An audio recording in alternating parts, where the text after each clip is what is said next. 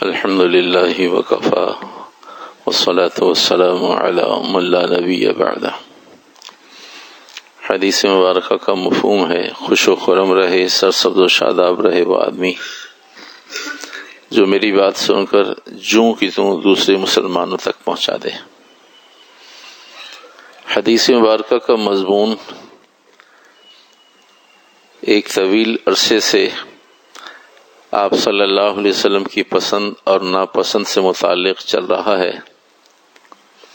حدیث مبارکہ کے الفاظ ہیں فَإِذَا رَأَى شَيْئًا يَكْرَهُهُ عَرَفْنَاهُ فِي وَجْهِهِ او کما قال علیہ الصلوۃ والسلام۔ صحابہ فرماتے ہیں کہ ہم صلی اللہ علیہ وسلم کے چہرے کو دیکھ کر، آپ علیہ السلام کے چہرے کو دیکھ کر ہم محسوس کر لیا کرتے تھے کہ آپ صلی اللہ علیہ وسلم کی طبیعت پر کچھ گرانی ہے، بوجھ ہے، طبیعت میں انقباض ہے، جو عام طور سے انبساط ہوا کرتا ہے، فراخی ہوا کرتی ہے، وہ چہرہ انور صلی اللہ علیہ وسلم پر نظر نہیں آ رہی۔ تو اس مضمون کے ذیل میں بہت ساری چیزیں، بہت سارے مضامین، بہت ساری تفصیل کہ آپ صلی اللہ علیہ وسلم کی پسند اور ناپسند جو چیزیں ہیں ان کے اظہار کا مقصد یہ ہے کہ اگر ہمیں معلوم ہو تو اللہ سے دعا کریں کہ اللہ پاک ہماری پسند بھی آپ صلی اللہ علیہ وسلم کی پسند ہو جائے، اور اگر معلوم نہ ہو تو کم از کم اس کا احساس اور ادراک ہو کہ یہ چیزیں آپ علیہ السلام کو پسند ہیں، میں بھی اس کی کوشش کروں کہ مجھے بھی اچھی لگنی چاہیے، اور جو چیزیں آپ علیہ السلام کو پسند نہیں، اللہ پاک مجھے بھی ایسی طاقت قوت عطا فرمائے کہ میں بھی ان سے گریزاں ہوں، میں بھی ان سے اجتناب کروں، میں بھی ان سے دور رہوں۔ کبھی کیوں یہ عمل چھوڑ دیا؟ کہ اس لیے کہ میرے محبوب صلی اللہ علیہ وسلم کو یہ عمل پسند نہیں۔ پہلے تو آپ یہ کام کیا کرتے تھے، اب کیوں چھوڑ دیا، کیوں رک گئے، کیوں دور ہو گئے؟ کہ مجھے معلوم نہیں تھا یہ آپ علیہ السلام کو پسند نہیں ہے، اس لیے میں نے چھوڑ دیا۔ مجھے تو ابھی بھی پسند ہے، میرا تو ابھی بھی جی چاہتا ہے، لیکن میں نے اس لیے چھوڑ دیا کہ آپ صلی اللہ علیہ وسلم کو ناپسند ہے۔ میں نے اپنے اللہ سے دعا کی کہ اللہ پاک مجھے بھی چھوڑنے کی توفیق عطا فرما اور وہ کام کرنے کی توفیق عطا فرما جو آپ صلی اللہ علیہ وسلم کو پسند ہے۔ تو اللہ نے توفیق دے دی، اس لیے میں نے چھوڑ دیا۔ تو ہر مسلمان یہ اندر ہی اندر جنگ لڑ رہا ہوتا ہے۔ ضروری نہیں کہ کوئی نیکی کرنے کے بعد کسی دوسرے کو پتہ چلے۔ مسلمان ہے، اندر ایمان کا ایک حرقہ رکھتا ہے، ایمان کا جذبہ رکھتا ہے، ایمان کا انگارہ رکھتا ہے، ایمان، اعمال، اسلام، اطاعت، فرمانبرداری، اللہ رسول سے محبت اس کے رگ و ریشے میں پیوست ہے۔ کبھی کبھی مغلوب ہو جاتی ہے، کبھی غالب آ جاتی ہے، کبھی کبھی حالات اسے پریشان کرتے ہیں، کبھی کبھی سوسائٹی اسے پسند کرتی ہے، کبھی کبھی اس کے دوست اسے کسی ایسے رخ پہ ڈال دیتے ہیں، اس کی گیدرنگ کبھی کبھی خراب ہو جاتی ہے، تو وہ محبت مغلوب ہو جاتی ہے۔ اور جب کبھی سوسائٹی، حالات، ماحول، واقعات، چیزیں، اسباب اچھے ہوتے ہیں تو وہ اللہ رسول کی محبت غالب آ جاتی ہے، باقی ساری چیزیں مغلوب ہو جاتی ہیں۔ تو بھئی آج کا مضمون بھی دو چیزوں سے متعلق ہے۔ سب سے پہلی بات یہ کہ آپ صلی اللہ علیہ وسلم کی زندگی میں جیسے ہر موقع پر ایمان بہت واضح نظر آتا ہے، اعمال واضح نظر آتے ہیں، صدق، سچائی واضح نظر آتی ہے، امانت، دیانت واضح نظر آتی ہے، اسی طرح ان ساری چیزوں کی طرح سادگی بھی واضح نظر آتی ہے۔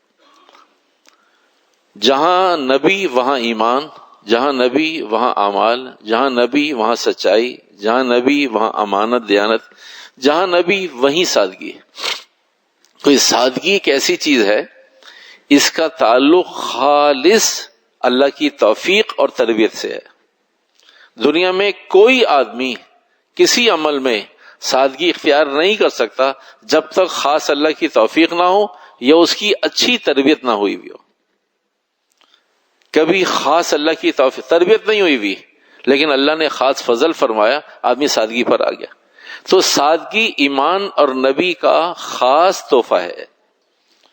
یہ سادگی آسان نہیں ہے، اور آپ علیہ السلام کی زندگی میں کھانے میں، پینے میں، چلنے میں، نشست و برخاست میں، لین دین میں، تعلقات میں، سفر میں، حضر میں، جیسے جیسے جہاں جہاں ایمان وہاں وہاں ویسے ویسے سادگی.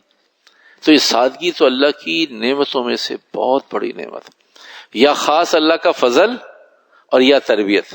اگر جس پر اللہ کا فضل بھی نہیں، جس کی تربیت بھی نہیں، وہ قیامت تک الٹا بھی لٹک جائے گا تو سادگی کے ساتھ کچھ نہیں کر سکتا، اس کے بس میں نہیں ہے. اس کے لیے ایک عذاب سے کم نہیں. کہا کیسے کروں؟ ہو نہیں سکتا، کر نہیں سکتا، کرنے نہیں دیتے لوگ. تو سادگی تو ایمان کی نعمت اور تحفوں میں سے ایک تحفہ ہے. تو آپ علیہ السلام کی زندگی میں بہت آسان تھا، اس لیے کہ وہاں دونوں چیزیں موجود تھیں، اللہ کا فضل بھی اور براہ راست آسمانوں سے تربیت بھی. تو نبی کے پاس تو دونوں چیزیں کمال درجے میں موجود تھیں، تربیت بھی، براہ راست اللہ معلم اور اللہ استاد. اور آپ علیہ السلام سیکھنے والے اللہ سے، وحی کے ذریعے، احکامات کے ذریعے، اور اللہ کا خاص فضل بھی کمال درجے کا. تو امت میں جب بھی جس کے پاس اگر اللہ کا خاص فضل ہوا تو آ جائے گا سادگی میں. اگر فضل نہیں ہوا تو تربیت کچھ کام دے گی. اگر تربیت بھی نہیں ہوئی اور فضل بھی نہیں ہوا تو پھر آدمی جو مرضی ایڑی چوٹی کا زور لگا لے، دیندار بھی ہوگا، نمازی بھی ہوگا، حاجی زکاتی بھی ہوگا، صوم و صلات کا پابند بھی ہوگا، تہجد گزار بھی ہوگا، لیکن سادگی پہ نہیں آ سکتا. اس لیے کہ اس کا تعلق ایمان سے ہے، اس کا تعلق تربیت سے، اس کا تعلق اللہ کے فضل سے. تو بھائی وہ کیا چیزیں ہیں جو آپ علیہ الصلوۃ والسلام کی زندگی میں بہت نمایاں نظر آتی ہیں سادگی کے حوالے سے. آپ صلی اللہ علیہ وسلم نے کھانے میں، بیٹھنے اٹھنے میں، سونے میں زمین کو ترجیح دی ہے. ہمارے آپ سے ہمارا تو فقیر بھی اگر اس کے پاس کوئی چیز ہے تو نیچے سونے کو تیار نہیں. نہ ہو تو ایک علیحدہ مضمون ہے، ہونے پر کوئی نیچے آ جائے یہ ممکن نہیں. کروڑوں مسلمان ہیں جو کہہ رہے ہیں ممکن نہیں ہے، یہ ایسی سنت ہے. آ جاؤ بھائی زمین پر، کھانا کھانے کے لیے نیچے بیٹھے، کہا نہیں ممکن ہے. بیٹھنے کے لیے عام سٹنگ کے لیے، میٹنگ کے لیے بیٹھنے زمین پر، کہا نہیں. یا فضل نہیں ہے اور یا تربیت نہیں ہے. اسباب ہیں، بیٹھ سکتا ہے آدمی، لیکن کیا حجاب ہے، کیا دیوار ہے. سونے میں قوم بھول گئی، یہ غریب مسکین قوم، مقروض قوم سنت طریقے پر زمین پر سونے کو بھول گئی، جبکہ معنی کوئی نہیں ہے، معنی کوئی نہیں ہے، موانع کوئی نہیں ہے، حارج کوئی نہیں ہے، رکاوٹ کوئی نہیں ہے. سادگی ہے نا، ایمان کا حصہ ہے. تو ایمان ان چیزوں میں سمٹا ہوا ہے. کھانے میں کیسے کھانا ہے، سونے میں کیسے سونا ہے، پہننے میں کیسے پہنا ہے. ایمان ان ساری چیزوں میں سے ایمان جمع کریں گے تو پہاڑ بن جائے گا. ان ساری چیزوں کا حصہ ہم نے دے دیا. سونے والا ایمان ہم سنت طریقے پہ زمین پہ نہیں سو پا رہے تو وہ ایمان کا وہ حصہ گیا. کھانے کے موقع پر زمین پر نہیں بیٹھ پا رہے، کھانے کا حصہ جو سنت کا ایمان کا حصہ تھا وہ اس میں گیا. عام حالات میں زمین پہ نہیں بیٹھ پا رہے. اللہ فرماتے ہیں منہا خلقناکم، ہم نے اسی سے پیدا کیا ہے، اس کے قریب رہو تو انسان بنے رہو گے. منہا خلقناکم وفیہا نعیدکم، اسی سے اٹھائیں گے تاکہ تم اس کے قریب رہو، تمہیں اطمینان ہو کہ یہیں جانا ہے، یہیں سے آئے ہیں، یہیں سے اٹھیں گے. منہا خلقناکم وفیہا نعیدکم ومنہا نخرجکم تارۃ اخری. پہلی دفعہ بھی اسی مٹی سے پیدا کیا، دوبارہ بھی اسی مٹی سے پیدا کریں گے، اور درمیان میں تمہیں اسی مٹی میں ڈالیں گے. اللہ اس مٹی سے پیدا کر دیا، اس مٹی سے آپ اٹھائیں گے تو ہمیں اس مٹی میں گھساتے کیوں، ڈالتے کیوں ہیں؟ کہا تمہیں یقینی تو نہیں آ رہا، تاکہ تمہیں مٹی میں مٹی کر کے دکھائیں گے. زندہ آدمی جب بھی زندہ آدمی ہو، اللہ نے فرمایا کہ ہم نے تمہیں مٹی سے پیدا کیا، لیکن یقین نہیں آتا کیسے مٹی سے پیدا ہو. وہ پھر علماء، مفسرین، محدثین، مورخین، اہل علم وہ ہمیں سمجھاتے ہیں بھائی یہ پھل پیدا ہوئے وہ زمین سے پیدا ہوئے، اناج پیدا ہوا زمین سے پیدا ہوا، ہوا میں اناج، پھل پھول نہیں لگ سکتے جب تک زمین نہیں ہوتی. اس کے پھلوں میں، اس کے عرق میں، اس کے رس میں، اس کے رنگ میں، اس کی بو میں، اس کے ذائقے میں، اس کے چھلکے میں زمین گھسی ہوئی ہے بغیر زمین کے. تو اس لیے انڈائریکٹلی تمہیں زمین سے پیدا کیا. براہ راست ہمیں تو اپنے جسم میں کہیں مٹی نظر نہیں آتی، ہمیں تو اپنے جسم میں کہیں مٹی نظر نہیں آتی. اگر آپ کو معلوم ہو تو ٹھیک ہے، نہیں معلوم تو میں آپ کو بتاتا ہوں. جو لوگ جادو ٹونے کرتے ہیں، مسلمانوں کو تکلیف پہنچاتے ہیں، ان کی اکثر کی اموات ایسے آتی ہیں کہ آخری وقت میں وہ ایسے اپنی پیشانی پہ ہاتھ پھیرتے ہیں تو یہاں مٹی ہوتی ہے، چاہے وہ اے سی روم میں کیوں نہ بیٹھے ہو. تو اللہ انہیں سمجھاتا ہے ہم نے تم اس مٹی سے پیدا کیا تھا، لیکن تم فرعون بن کر رہے، لوگوں کو جادو ٹونے میں پریشان کرتے رہے، تو ان کے اعضا جوارے سے یوں کریدنے سے، کھجانے سے، ہلانے سے مٹی اور مٹی کے ذرات. تو پھر لوگ انویسٹیگیشن کے لیے کہ ایسا ہے بھی یا نہیں، پھر ٹیشو سے صاف کر کے دیکھتے ہیں کہ بھئی واقعی تو مٹی نظر آتی ہے اس میں. تو یہ ان کے ساتھ ہوتا ہے جو عام طور سے مسلمانوں کو اذیت پہنچاتے ہیں، تکلیف پہنچاتے ہیں. اور کیونکہ ایک مستقل مضمون ہے، ہمارا مضمون نہیں، جادو ٹونے مستقل ایک کام ہے. جو لوگ اللہ کے احکامات کے خلاف حرام کاموں میں مبتلا رہتے ہیں، وہ خیال کرتے ہیں کہ میں نے سب کو ہلا جلا کے رکھا ہے، سب کو گھما کے رکھا ہوا ہے. تو جب وہ خود مرنے کے قریب آتا ہے تو پھر اللہ اسے منہا خلقناکم وفیہا نعیدکم ومنہا نخرجکم تارۃ اخری سمجھاتے ہیں. تو بھائی آپ علیہ الصلوۃ والسلام کی حیات طیبہ میں سادگی سورج کی طرح واضح تھی. آپ صلی اللہ علیہ وسلم رات کو جلدی سوتے تھے، یہ سادگی ہے. اس پر قوم نہیں آ سکتی، نہیں آ رہی، یہ نہیں کہہ رہے، آ نہیں سکتی، اس لیے کہ یہ ٹرن اوور ہے، ساری چیزیں ساتھ ساتھ جڑی ہوئی ہیں، ایک چیز کے ساتھ دوسری، تیسری، چوتھی، یہ چین ہے، ایک کے ساتھ ایک لنک ہے.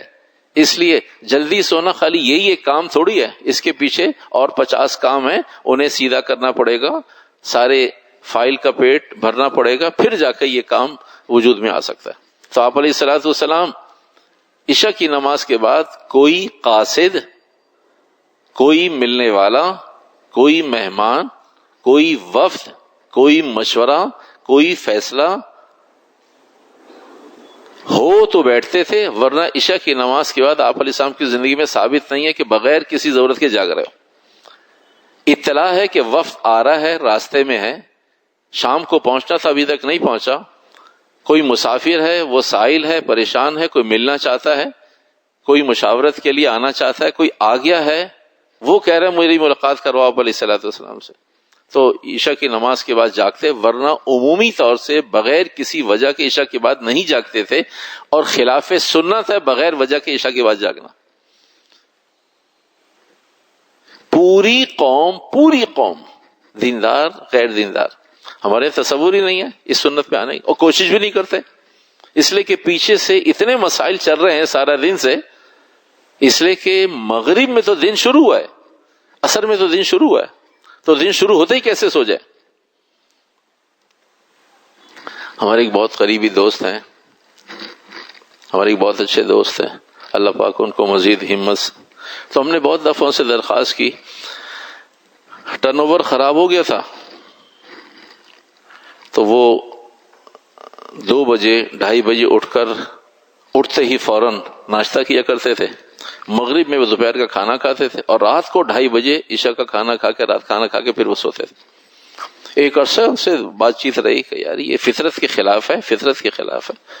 مولوی صاحب بہت مسائل ہیں، مولوی صاحب میں سمجھا نہیں سکتا آپ کو، خدا کے لیے مولوی صاحب تعلقات خراب ہو جائیں گے، آپ کی مہربانی اس ٹاپک پہ نہیں چھڑا کرو، آپ تنگ نہیں کرو، آپ کی بات 100% ٹھیک ہے، لیکن میرے بس میں نہیں ہے، ایک کام میں کر نہیں سکتا، آپ مجھے کیوں مجبور کرتے. اچھا بھائی ٹھیک.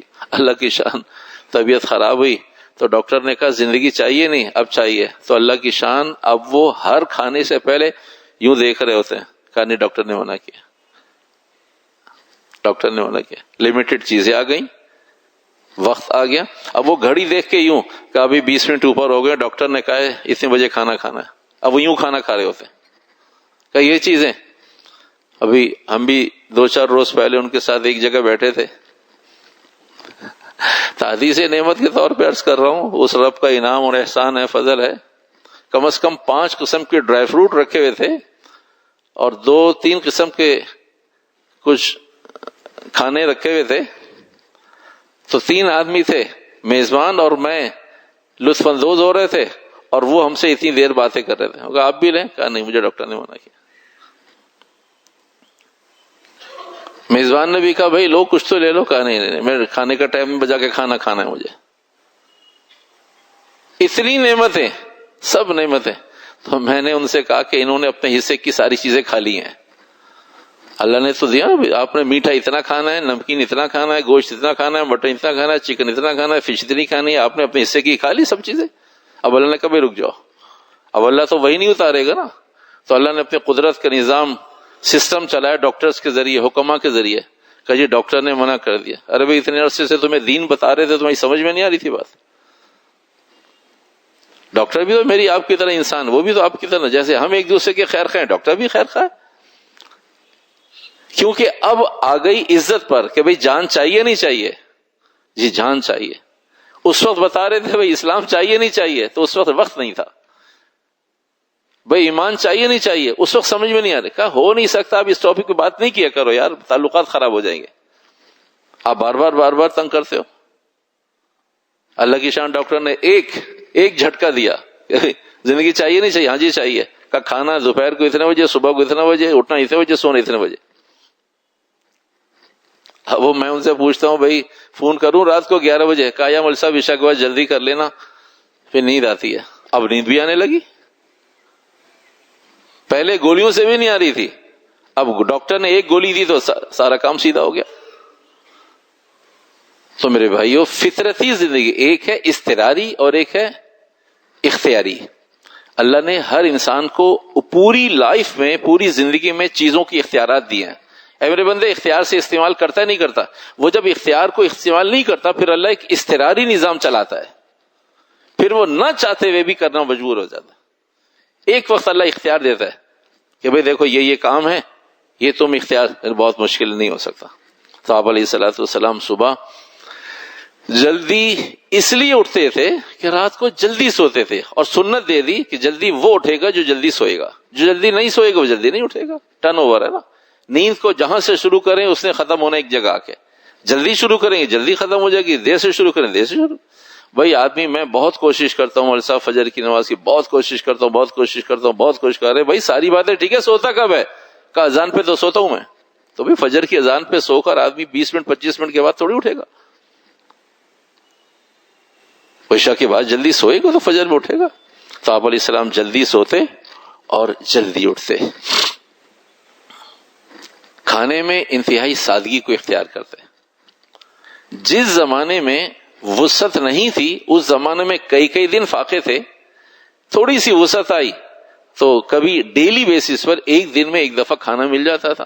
اور جب اللہ نے وسعت دے دی تو پھر 5 ٹائم کھانے کو سنت نہیں بنایا، پھر بھی وسعت پر بھی 2 ٹائم.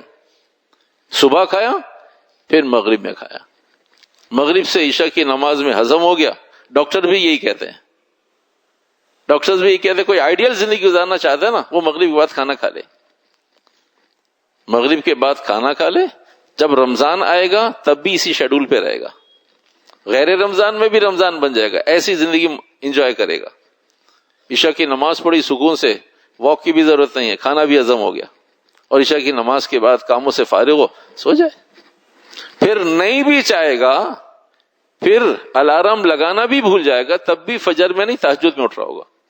کسی الارم کی ضرورت نہیں ہے. ساری دنیا کی گھڑیاں فیل اور ضرورت پوری ہو جائے گی. کسی الارم لگانے کی ضرورت نہیں. آدمی خود ایک الارم ہے. چلیں بھائی، اس سے متعلق ذرا سی تفصیلی بات ہے، اسے بعد میں دیکھیں گے. دوسری اور آخری بات، کیونکہ آج 2 باتیں مضمون کا حصہ تھی. دوسری بات یہ، 4 قسم کے لوگ ہیں. اگلا جو مضمون آ رہا ہے، چند منٹ کا مضمون ہے، وہ اسی موقع کا ہے. 4 قسم کے لوگ ہیں. اگلا جو مضمون آ رہا ہے، اس مضمون میں پہلی قسم کا آدمی وہ ہے جو ضرورت محسوس نہیں کرتا پوچھنے کی. دوسرا آدمی وہ جو ضرورت محسوس کرتا ہے لیکن حیا کی وجہ سے پوچھتا نہیں ہے. تیسرا آدمی پوچھتا ہے لیکن گھما پھرا کے، دور دور سے آ کر، زگ زیگ آ کر پوچھتا ہے. اور چوتھے قسم کا آدمی پوچھتا ہے. یہ 4 قسم کے لوگ ہیں. جو اگلا مضمون آ رہا ہے ابھی آپ کو نہیں معلوم وہ مضمون کیا ہے. پہلا آدمی وہ ہے جو کیا ضرورت ہے، میری زندگی مرضی میری، پوچھتا ہی نہیں ہے. دوسرا آدمی پوچھنا تو چاہتا ہے، کہتا ہے حیا آتی ہے مولوی صاحب کیسے پوچھے کیا پوچھے. تو اصل مسئلہ حیا کا نہیں ہے، لیکن وہ یہ کہتا ہے، اسٹیٹمنٹ پوچھنے والا کا اسٹیٹمنٹ یہ ہے کہ جی حیا کی وجہ سے نہیں پوچھتا. تیسرا آدمی وہ پوچھتا ہے، وہ زگ زیگ پوچھتا ہے، بہت دور دور سے گھما پھرا کے. مجھ سے ایک ساتھی نے پوچھا، مجھ سے کسی نے مسئلہ پوچھا، ارے بھائی مولوی بھی اسی معاشرے کا آدمی ہے، کیوں گھما گھما کے لے کر آتے ہو؟ ہمارے اور آپ کے زمانے 14 سال کا فرق تھوڑی ہے کہ ہم اونٹوں کے زمانے کے آدمی، آپ راکٹ کے زمانے کے آدمی ہیں. آپ آسمان پہ چڑھتے ہیں، ہم زمین کے اندر رہتے ہیں. تو آدمی بہت دور دور سے گھما پھرا کے لے کر آتا ہے. اور چوتھا آدمی پوچھتا ہے، تو بھائی یہ سمجھدار آدمی ہے جو پوچھتا ہے. وہ کیا مضمون ہے؟ وہ مضمون یہ ہے، اگر آدمی پوچھتا نہیں ہے تو بھائی ضرورت تو ہے، مسائل تو ہیں، زندگی تو ہے. تو مضمون ہے آپ صلی اللہ علیہ وسلم کی ازدواجی حیثیت. آپ صلی اللہ علیہ وسلم کی ازدواجی حیثیت.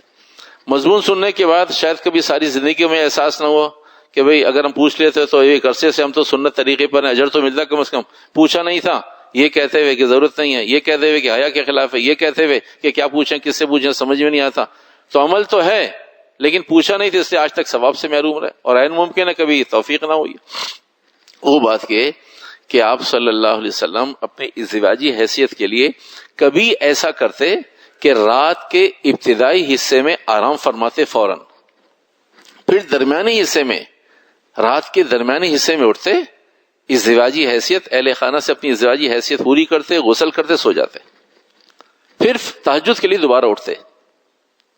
اور جب تہجد کے لیے اٹھتے تو پھر فجر کی نماز اور تہجد ایسے وقت میں اٹھتے کہ تہجد بھی پڑھتے اور پھر فجر کی نماز حضرت بلال اذان دے دیتے، کبھی آ کر اطلاع دیتے، اور کبھی آپ علیہ الصلوۃ والسلام خود پہلے سے بیدار ہوتے. اس لیے کہ کہیں کہیں احادیث اور روایت ملتا ہے کہ آپ علیہ الصلوۃ والسلام تہجد پڑھ کر ذرا آرام فرماتے تھے. پھر حضرت بلال آگے، اللہ کے نبی علیہ السلام اذان میں نے دے دی، نماز کا وقت تشریف لے آئیے. اور کبھی ایسا ہوتا کہ آپ علیہ السلام خود اٹھ کے چلے جاتے، کیونکہ سونے سے تنام عینا یا ولا ینام قلبی، آپ علیہ الصلوۃ والسلام تمام علیہ الصلوۃ والسلام کا اللہ کی طرف سے فیصلہ یہ کہ انبیاء علیہ السلام کی آنکھیں سوتی ہیں، دل نہیں سوتے، اس لیے ان کو سونے سے وضو نہیں ٹوٹتا. آنکھیں بند کرنے سے جیسے وضو، ہمارے آپ کا وضو نہیں ٹوٹے گا، آنکھیں بند ہیں، دل تو جاگ رہا ہے. ابھی کبھی آنکھیں بند کر کے بیٹھا ہوا ہو تو ہوش میں ہوتا ہے، سن رہا ہوتا ہے سب کچھ. تو ایسے ہی انبیاء علیہ السلام تمام زندگی تنام و عینایا، آنکھیں سوتی ہیں، دل نہیں سوتا. تو بیدار وہ رہتا ہے جس کا دل بیدار ہو، اور سوتا ہوا جس کا دل سو جائے. تو انبیاء علیہ السلام کا دل ہمیشہ بیدار رہتا ہے. تو حضور علیہ السلام کا آنکھ اٹھا. اور کبھی ایسا ہوتا ہے کہ آپ علیہ الصلوۃ والسلام رات کے ابتدائی حصے میں اپنی ضرورت پوری کرتے اور پھر غسل کرتے سو جاتے، پھر تہجد میں اٹھتے، مغرب عشاء کی تہجد میں اٹھنے کے بعد فجر کی نماز کا اہتمام کرتے. اور کبھی ایسا ہوتا کہ آپ علیہ الصلوۃ والسلام تہجد کے قریب اٹھتے، اپنی ضرورت پوری کرتے، غسل فرماتے اور پھر نماز کا اہتمام کرتے فجر کی. اور کبھی ایسا ہوتا کہ آپ علیہ الصلوۃ والسلام ابتدائی رات میں اپنی ضرورت پوری کر کے سو جاتے، اور ایسا بھی ہو کہ آپ علیہ السلام نے ابتدائی رات میں ضرورت پوری کی، غسل نہیں کیا، وضو کیا، سو گئے، آرام فرمائے. پھر تہجد میں دوبارہ اٹھے، اپنی ضرورت پوری کی، پھر اکٹھا غسل کیا، پھر تہجد پڑھی، تہجد کے بعد فجر کی نماز پڑھی. تو یہ وہ سارے امور ہیں کہ آپ صلی اللہ علیہ وسلم کی زندگی، اس لیے کہ جو نبی آیا ہی زندگی دینے ہے، اس کی زندگی نہ معلوم ہو ہمیں، ہم کیسے امتی ہیں؟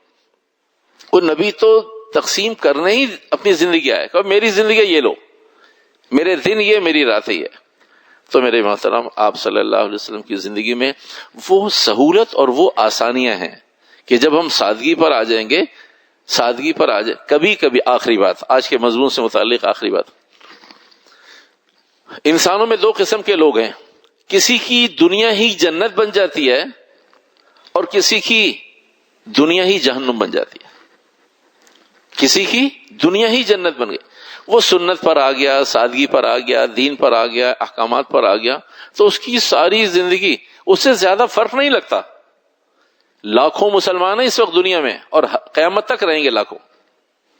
جیسے زمانہ جتنا مرضی شرابی، کبابی، زانی ہو جائے، لیکن نیک لوگ رہیں گے. جس دن سب ختم ہو جائیں گے، قیامت آ جائے گی. ایسا کبھی نہیں ہوگا کہ جی زمانہ خراب ہوگا، دیندار لوگ نہیں ہیں، متقی لوگ نہیں ہیں، گناہوں سے بچنے والے لوگ نہیں ہیں، احکامات پہ ایسا نہیں ہوگا. نظر نہیں آتے، ہمیں نہیں ملتے، اس لیے کہ ہمارے پاس ایسی آنکھیں نہیں ہیں، ہمارے پاس ایسی ڈھونڈ نہیں ہے، ہمارے پاس ایسی تتبع نہیں ہے، تجسس نہیں ہے کہ ہم ڈھونڈے تلاش مل جائیں گے. ہر زمانے اللہ کا نظام نظر آئے یا نہ لیکن ہے. تو کبھی کبھی کسی کی دنیا ہی جنت، تو بھئی اتنی راحتیں اے اللہ، اس دنیا میں اتنی راحتیں، آخرت میں کیا ہوگا؟ سکون، اطمینان، راحت، عزت، عافیت، زندگی، حیات، ضروریات پوری ہونا، دعاؤں کا قبول ہونا، مزے سے زندگی گزارنا. اللہ اگر اس میں اتنی راحت ہے اس دنیا میں جہاں سوائے فتنوں کے، فساد کے، مصائب کے، مسائل کے، گناہوں کے، نافرمانیوں کے، خواہشات کے علاوہ کچھ نہیں، اس میں اتنی راحت ہے، اللہ جنت میں کیا مزے ہوں گے؟ تو لاکھوں لوگ دنیا میں ہر وقت قیامت تک ایسے رہیں گے کہ جن کی دنیا ہی جنت بن گئی، اور کچھ ایسے ہوتے ہیں جن کی دنیا راحتوں کے باوجود جہنم بن گئی. تو اصول و ضابطہ کیا ہے؟ اگر احکامات اسلام اور آپ علیہ السلام کی حیات طیبہ آدمی کی زندگی کا حصہ بن جائیں تو یہ دنیا ہی جنت ہے، بس یہی جنت ہے. پھر اس سے زیادہ ہوگا اللہ کی مہربانیاں کم نہیں ہوں گی. اور اگر خدا نخواستہ دین زندگی میں نہیں ہے تو ساری راحتوں کے باوجود بھی پیسہ ہے تو پیسے کی پریشانی، اولاد ہے تو اولاد کی پریشانی، حکومت ہے تو حکومت کی پریشانی، خدام ہے تو خدام کی پریشانی، عوام ہے تو عوام کی پریشانی، طاقت ہے تو طاقت کی پریشانی، اسلحہ ہے تو اسلحے کی پریشانی. ہر ایک نعمت کے ساتھ اللہ نے دونوں چیزوں کو کنیکٹ کر دیا. ان نعمتوں کے ساتھ یا ذلت ہے یا عزت ہے. یہ ضروری نہیں کہ ہر نعمت کے ساتھ اللہ نے مال دیا تو عزت بھی، مال دیا عزت واپس لے لی. اللہ نے طاقت قوت دی، حکومت دی، عزت واپس لے لی. اب اللہ نے دونوں چیزوں کو کنیکٹ کر دیا. تو یہ میری آپ کی خوبی ہے کہ جس حال میں اللہ نے ہمیں رکھا ہے، جو ہمارا اللہ نے نظام و سسٹم بنا ہے، اس میں ہم ڈھونڈیں، تلاش کریں آپ علیہ السلام کی حیات طیبہ کو. اللہ اسی ثروت میں، وسعت میں، غربت میں، طاقت میں، قوت میں، علم میں، عمل میں، جسارت میں اللہ خیر کو کنیکٹ کر دے گا. اللہ سبحانہ وتعالی ہم سب کو عمل کی اہتمام کی توفیق عطا فرمائے. وآخر دعوانا الحمدللہ رب العالمین.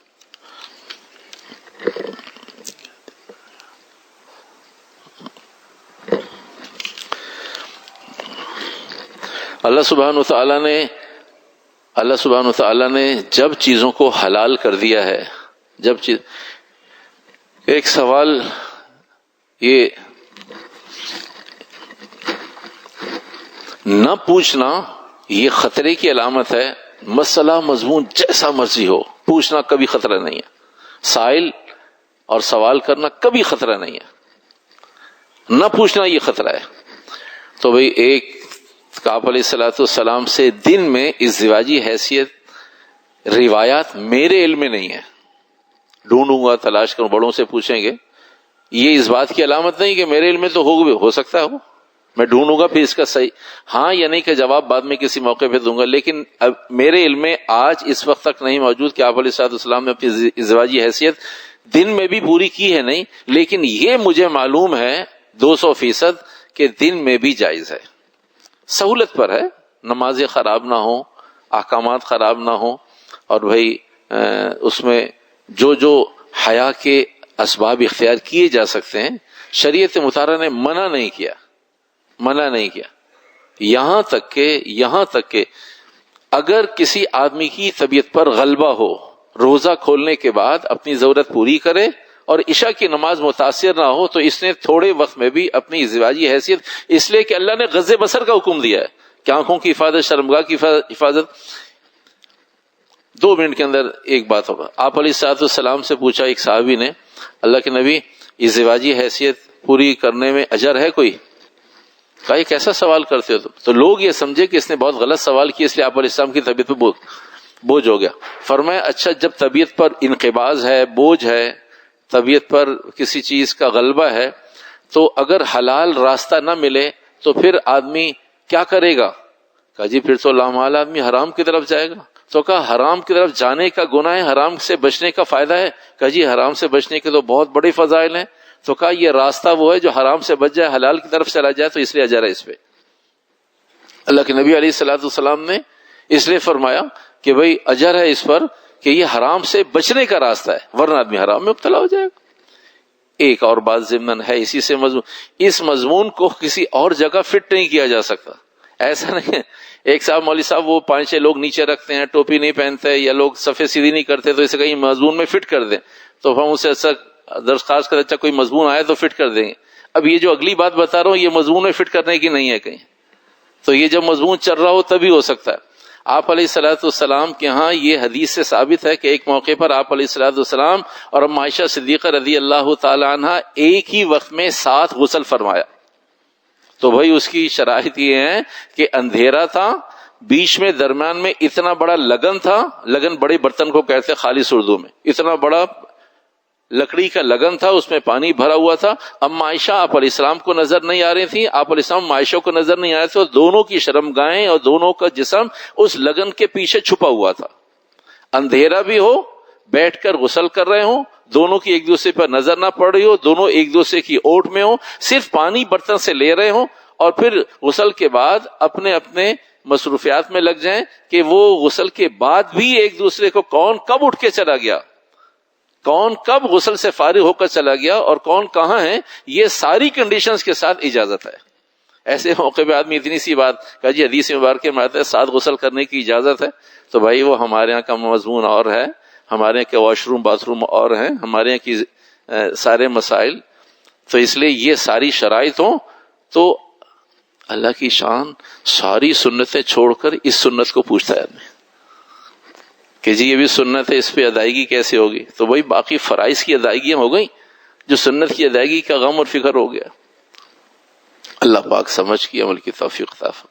الحمدللہ رب العالمین والعاقبۃ للمتقین والصلاۃ والسلام علی سید الانبیاء والمرسلین برحمتک یا ارحم الراحمین.